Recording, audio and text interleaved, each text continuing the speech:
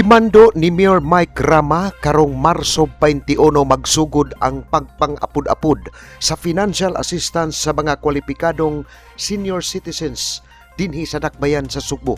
Madawat sa mga senior citizens sa Dakbayan ang 3 ka buwan sa tag-1,000 ka pesos sa unang quarter gikan Enero hangtod buwan sa Marso.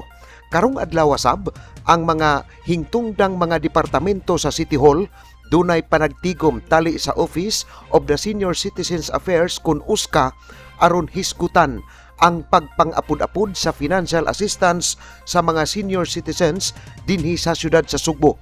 Sa nasayran, dulan sa 90,000 ka mga kwalipikadong senior citizens ang makadawat sa maong financial assistance.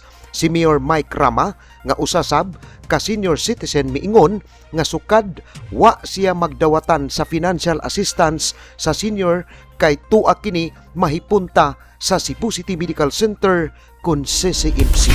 It's already been, and I was telling Oscar, under Homer Cabral. And they're now prepared.